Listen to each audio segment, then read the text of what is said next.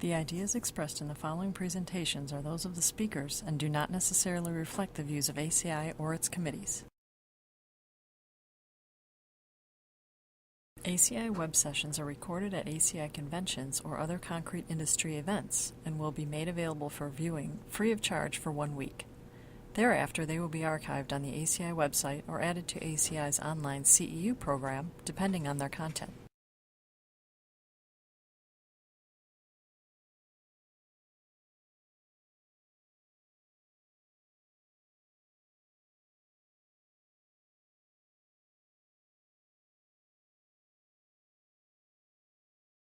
So I'm really excited to be here today to share with you some of the work that I've done for the past 5 years.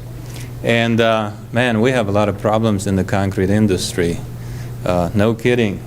You hear this on the news that the infrastructure is falling apart, and people think that's like a 100-year-old bridge that's falling apart.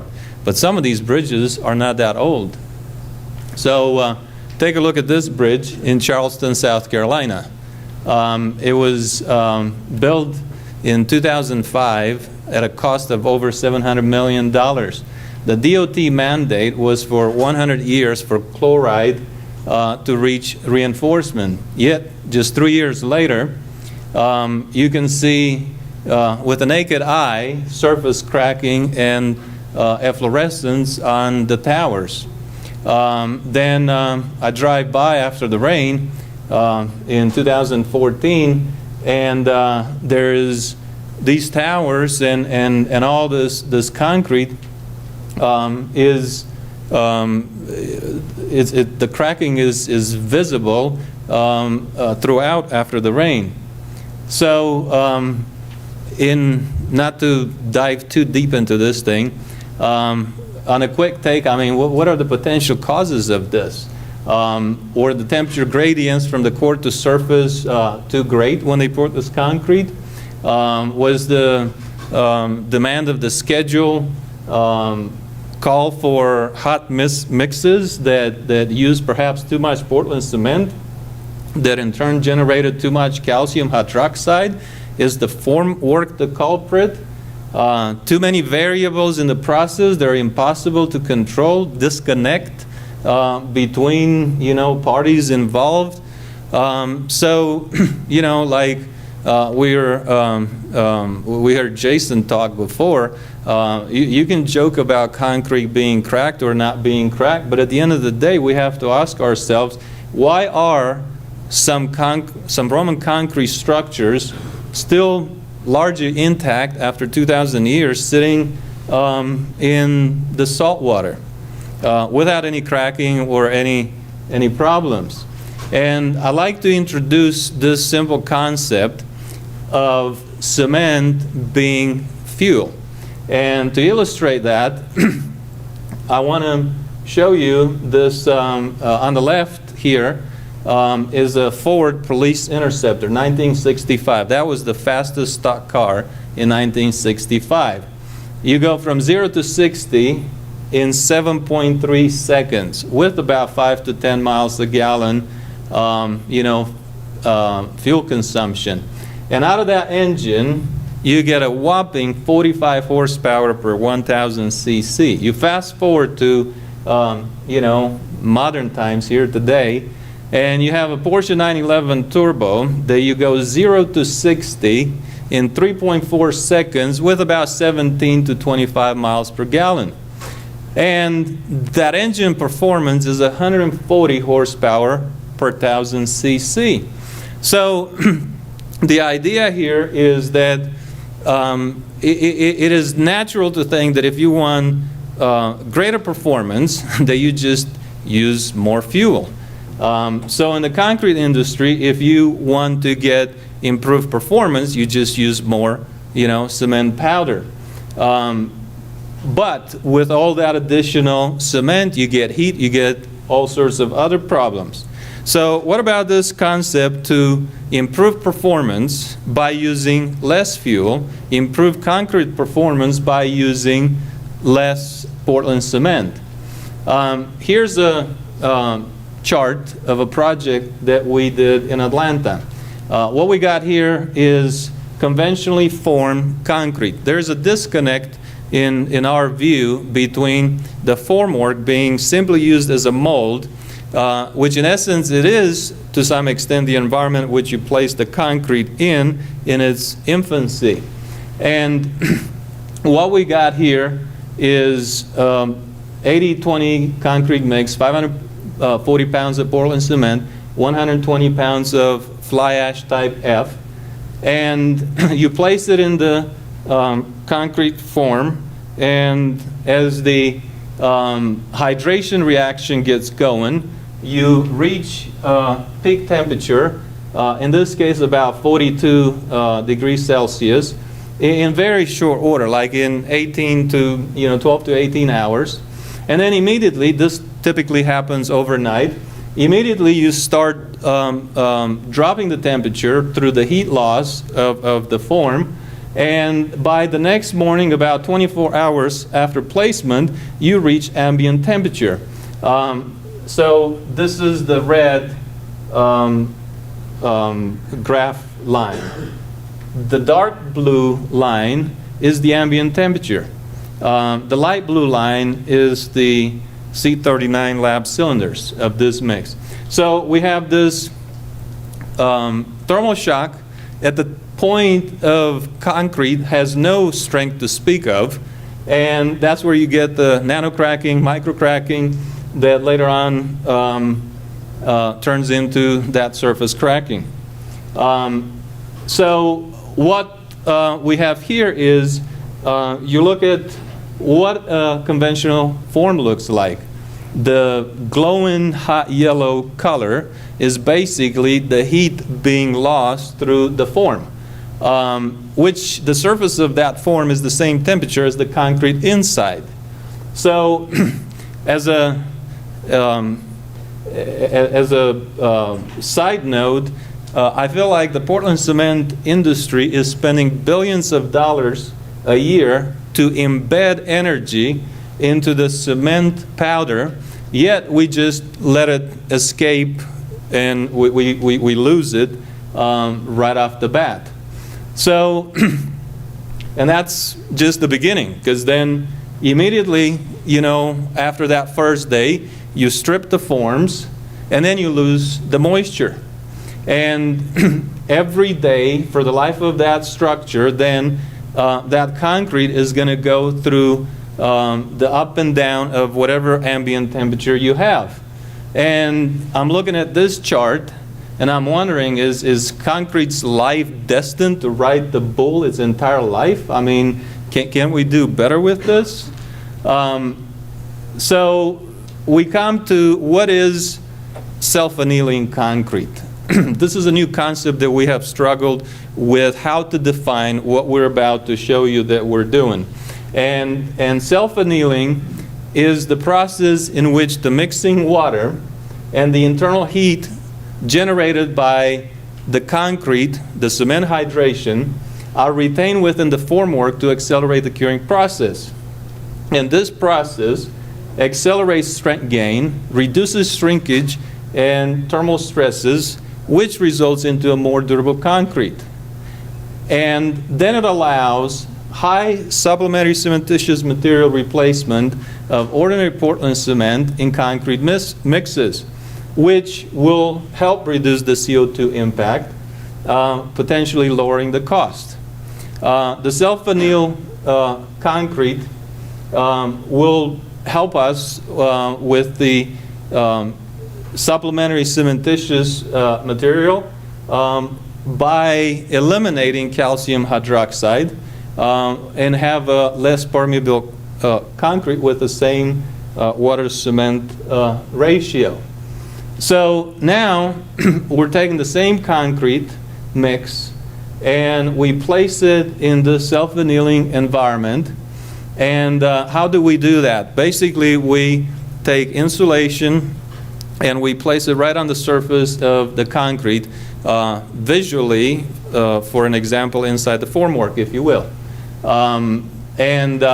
So we can retain the heat of hydration, retain the moisture, and then all sorts of things happens. At 7 days, So we climb to a far greater temperature. We sustain that temperature for a while, and then we gradually lose the heat.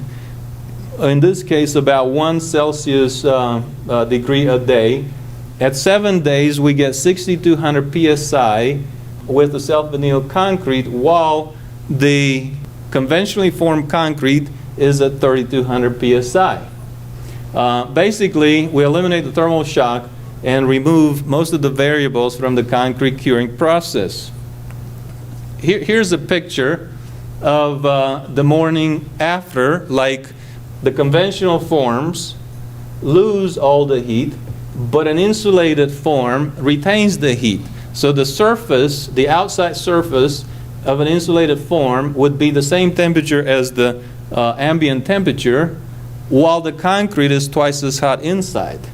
This is at 20 hours, 6 o'clock in the morning, the day after we pour the concrete. So some people come to me over time and said, yeah, you're getting all the strength up front, and then you're going to lose strength over time. Well, we're not losing strength over time. So this is data here of compressive strength, of course, taken at 14 months.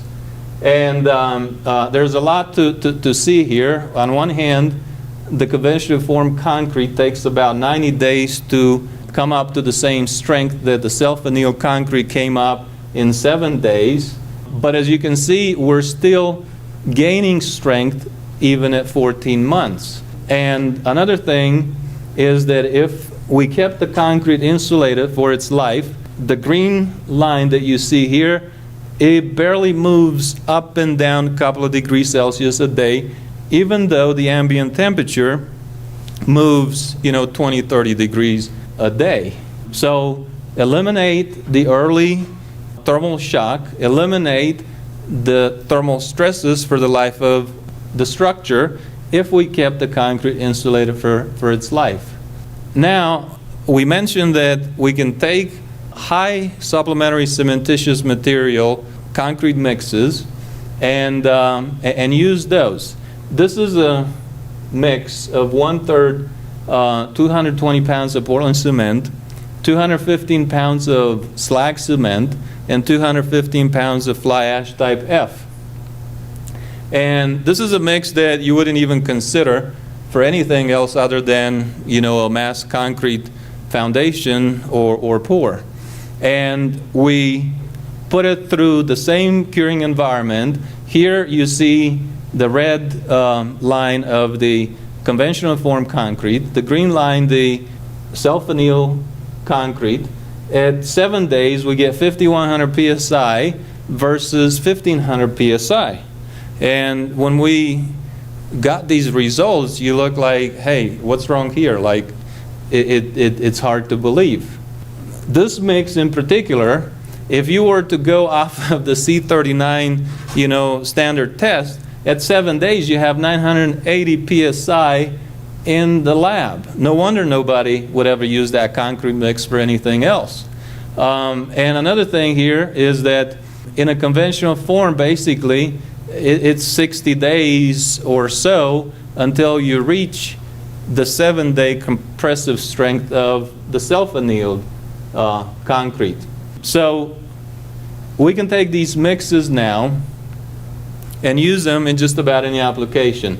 The self-annealing formwork versus conventional formwork, I don't want to talk down on the formwork folks. They have tremendous improvements over the engineering of the systems, over productivity and so on, but at the end of the day, it's still only a mold for concrete.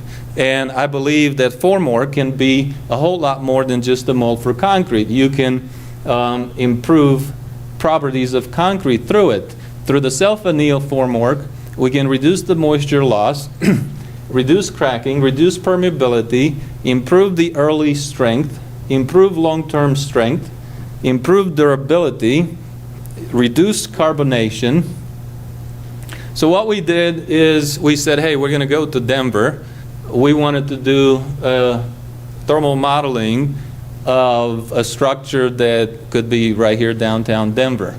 So this is a 15-story building. That could be an office building, a hotel, condominiums. We modeled this for a spring construction schedule where the ambient temperature was 50 degrees Fahrenheit plus or minus 15, daily temperature fluctuations. The placement of concrete temperature was 60.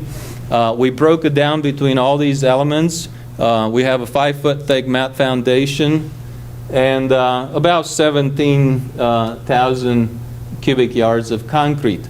We've taken the same two mixed designs that we looked at before, and you can see here that a typical straight Portland cement concrete mix design has about a 552 pounds of CO2 per yard. If you were to use the 1/3, 1/3 mix, you have a 56% CO2 reduction, while the 80-20 mix, we have an 18% reduction. So here's our 5-foot thick mat foundation.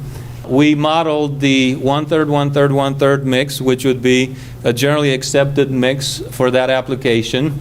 The continuous line is the self-annealed concrete. The dotted line is a conventionally formed concrete. And on this mass concrete pour, you can see that we pretty much we have less temperature differential between the core and the surface, while in the conventionally formed concrete, you are maintaining, you're losing the heat a little more rapidly, but the biggest thing is you have the surface already losing heat at a higher rate than the core.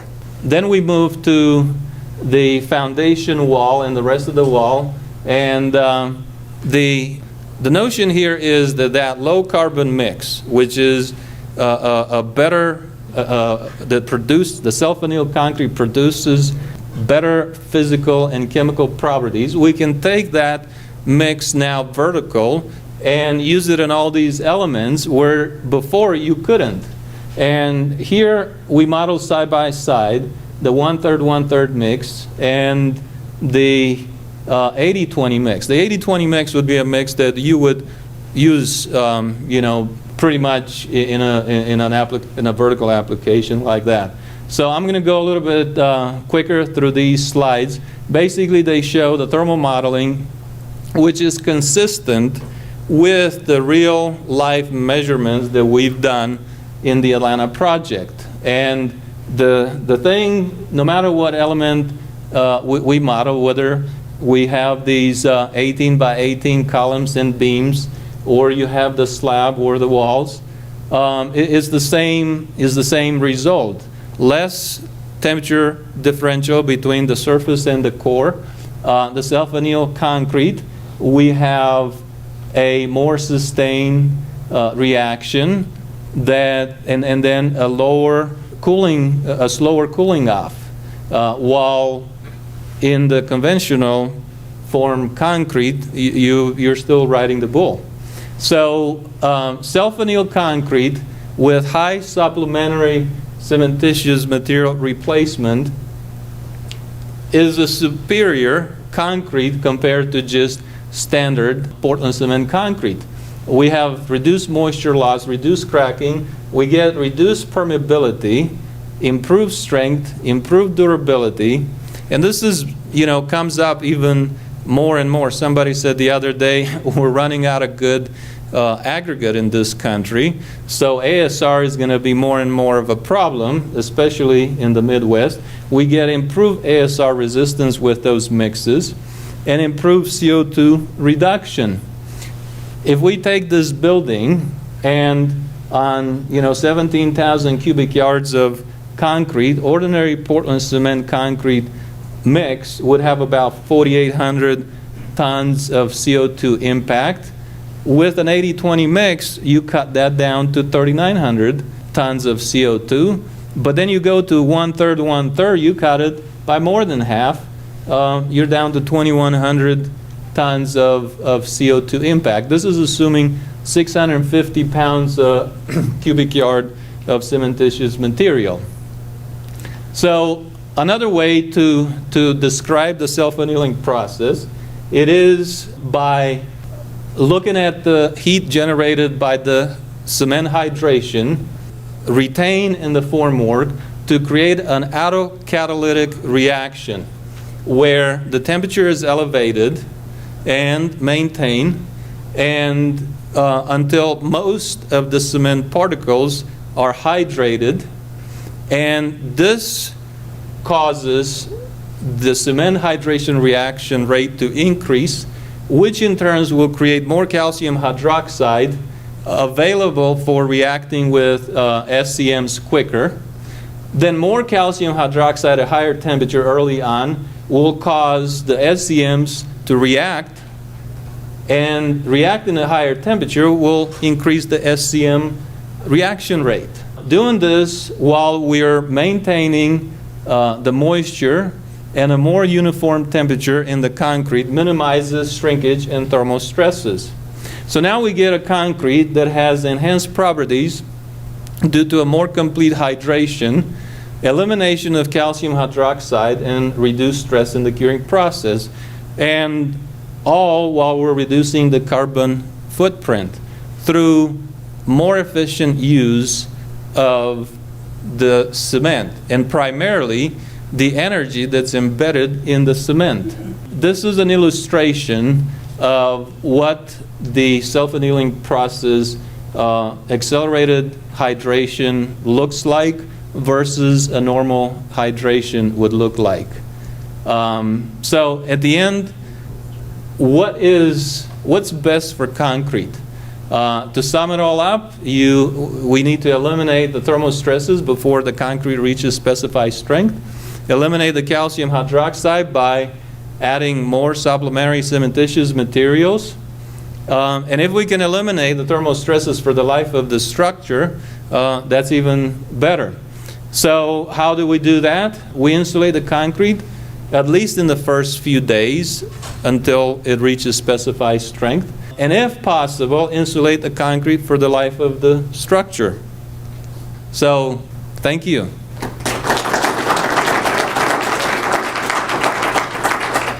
Any questions? Enjoyed your presentation, thank you. A couple of questions. One is, how do you go about getting the self-annealing concrete specified on projects? And how many projects have been completed with this? Thank you. Like everybody else that is trying to do something new, we, in many ways, we're going against some common assumptions. One being that heat is bad and heat has to be mitigated. We find that heat is good. You can incorporate it in your process. And so there is, a lot of education to do. The more progressive folks, when they see this presentation, they fully understand what we're talking about and they don't see any issue with it. It will be beneficial to have a protocol written and standards written. We're not advocating taking 950 pounds of Portland cement mixes to put it in insulated form. We're advocating taking concrete with supplementary cementitious material and put it through the self-annealing process. So that's kind of like, how do we go about it? The number of projects that we've done testing over 4 years, and actual projects that have been built for third-party commercial projects or 2. You talk about insulated forms, but most of the time you have your thermal problems happen at the boundaries of the pour. You have at the top of a wall, you got rebar dowels sticking out. At the side of a wall, you got rebar dowels. How are you insulating that? That's a very good question. You just have to do your best to insulate that, and having a subsequent pour that follows and retains the heat of hydration, and in direct thermal contact with the previous pour would help. So you sort of have a more continuous heat retention, but is not impossible to do. It is a challenge, I understand, in the field to insulate rebar sticking out of around rebar sticking out of the top of a column. We also have 7-day water cures, so you can't, it's kind of hard to insulate that if you're pouring water on it. I really appreciate you bringing that up. In this case, the initial mixing water is more than sufficient to hydrate all cement. So by retaining that moisture, you're not going to need to moisture cure in a conventional way, put moisture back into the system. So that's a non-issue in this case. Thank you. Another question over here? Yeah, it seems to me that one of the major challenges you'll face here is project schedule, because you've got contractors that have one set of forms, even if they're insulated, which I assume they cost a little bit more to insulate, but even if they're insulated, they're going to want to break the forms, wreck the forms. In many cases, they want to wreck them 8 hours after the concrete is placed so that they can move on to the next level. I guess, do you have any thoughts or comments on that? You've advocated here, leave them there for 5 days or 4 days or whatever, but there's some economics there too. Thank you. This is really good because I didn't touch on that. I only focused on the process and not on the elements that you do it with. So there are 3 different ways that you can do this, okay? You can have insulated removable forms that, in a sense, you have, instead of conventional plywood, you have plywood with an insulated core. And that would be the case where you say you leave them in place for 3 days or some extent of time, which that will help with this process, but it is it may not be as popular. People leave forms behind. The second option is you have energy codes requirements of continuous insulation over exterior building envelopes. And in that sense, you can incorporate a composite insulated foam panel to stay in place for the life of that structure. And so you have a combination of the removable form that you keep going on with it, and the permanent insulating composite foam board that stays behind as part of the building. The third option is that you have a removable insulating board in the sense of a form liner that you place inside the formwork, conventional formwork, and then you keep that until the time that you achieve the bell curve of that maturity curve, and then remove those insulating boards and reuse them, and then you wouldn't have to keep the conventional form in place for any more time than you normally would. But I really appreciate that question. Question in the back? So I guess I just had a question kind of going back to your mass concrete and where this could be potentially very useful in terms of not having to thread like cooling pipes and things through 15-foot thick mats, potentially, but this is where I'm getting at is, A, normally, what would you do at the base of mass concrete where typically you're pouring on either soil or a protection slab or a mud slab? And then what do you do, and then is that thermal, is the insulation enough to prevent a temperature gradient throughout the concrete initially? Like, I mean, I assume at some point, you know, your temperature gradient evens out because of that insulation, but in a big, you know, 10-foot thick slab, do you get an initial temperature gradient that could potentially crack the slab before you've evened out, equilibrated your temperature? Thank you. So let's start off with a conventional form.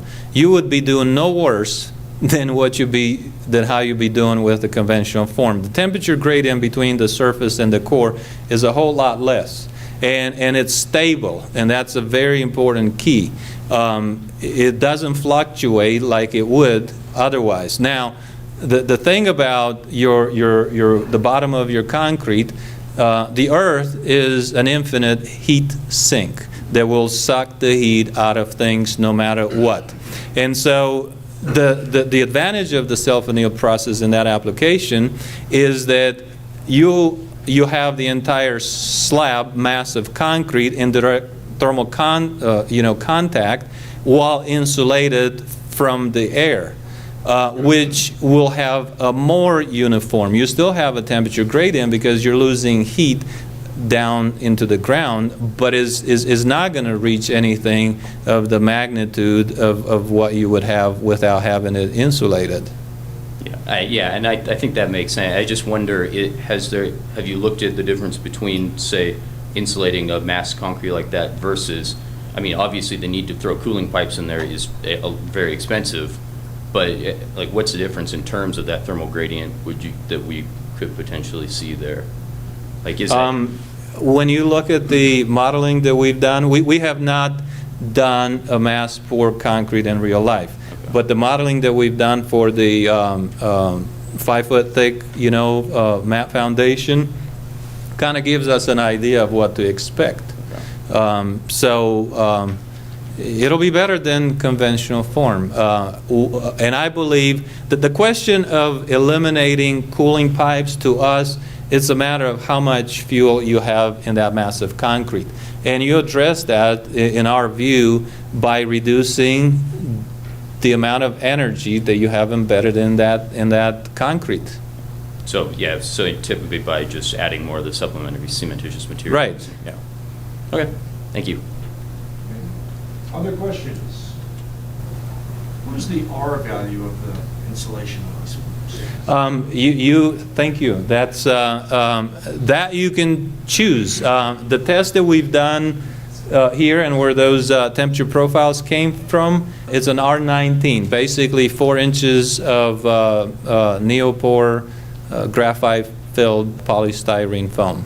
Thank you. Thank Any you. other questions? I think we're good. Thank you very much.